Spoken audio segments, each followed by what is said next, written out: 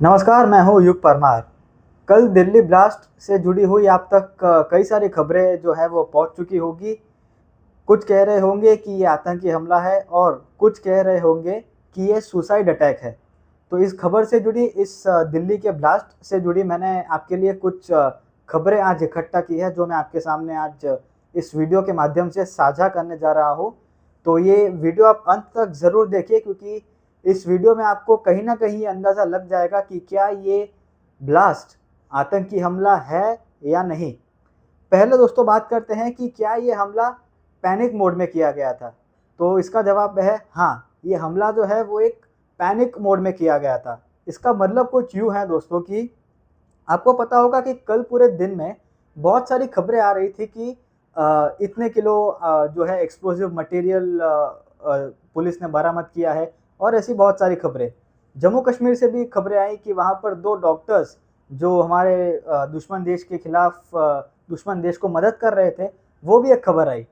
तो ये जो खबर है, ये जो खबरें आई एक साथ, इसके बाद जो इस पूरे जो नेक्सस है, इनके मॉड्यूल के जो लोग हैं यहाँ पर अलग-अलग राज्यों में फैले, वो एक्टिव हो गए। यानी वो एक जगह से दूसरी जगह जाने की फिराक में थे, और ऐसा माना जा रहा है कि ये जो हमला है ये पैनिक मोड में हुआ है। यानी एक जगह से दूसरी जगह जाने के बीच जो है इनका जो नेक्सस के जो लोग हैं वो पैनिक हो गए और इस अटैक को उन्होंने अंजाम दिया। यानी इनका जो मकसद था वो इससे बहुत बड़ा भी हो सकता था, ये लेकिन पैनिक मोड में आने की वजह से ये अटैक जो है वो कल हमें दिल्ली में लाल किले के पास अंजाम होते हुए हमने देखा।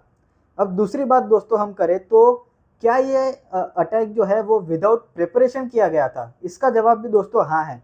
इसका मतलब ये है कि अगर मेरे हिसाब से जो मीडिया में रिपोर्ट्स आ रही है या फिर आपने खबरों में देखा होगा, इसका मतलब ये है कि जो ब्लास्ट हुआ है वो विदाउट प्रिपरेशन हुआ था। यानी अगर हम पुलवामा का यहाँ पर एग्जाम्पल ले, उदाहरण ले 2019 का, तो वहाँ पर ऐसा था कि एक जो हमारे सीआरपीएफ जवानों से भरी एक बस थी, एक आर्मी व्हीकल थी, वो टकरा कर उसमें ब्लास्ट हुआ। यहाँ पर भी कुछ ऐसा हो सकता था, जो गाड़ी में जो हमला हुआ है वो टकरा कर उसमें ब्लास्ट किया जा सकता था, लेकिन ऐसा नहीं किया गया।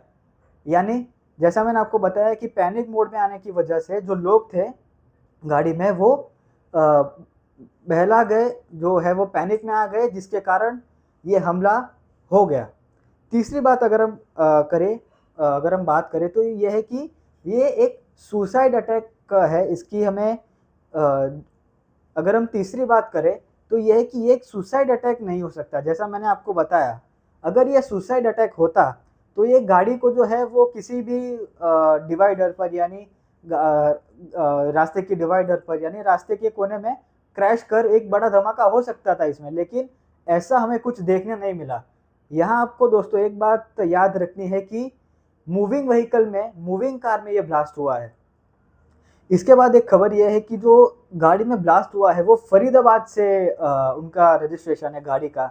अब फरीदाबाद दोस्तों वही इलाका है जहां कल सुबह करीब 3000 किलोग्राम एक्सप्लोसिव मटेरियल पाया गया था। यानी करीब अगर मैं एग्जैक्ट आपको बता सकूं मीडिया के खबरों के मुताबिक, तो 2900 किलोग्राम एक्सप्लोसिव मटेरियल जो है वो पाया गया था। यानी आप इस दिल्ली कार ब्लास्ट को फरीदाबाद से भी कहीं ना कहीं जोड़ सकते हैं। अब दोस्तों इस पूरे मामले में एक ऐसी बात है जो पहली बार शायद भारत में हुई है। अगर हम हमलों की बात करें, वो एक ऐसा टर्म है कि वाइट कॉलर टेररिज्म। अब दोस्तों इसका मतलब क्या है? इसका मतलब बेहद सिंपल है दोस्तों कि आतंकियों ने जो है, अगर ये आतंकी हमला है, मैं यहाँ पर पुष्टि नहीं कर रहा, ना ही आपको कोई पुख्ता जानकारी दे रहा हूँ कि ये आतंकी हमला है।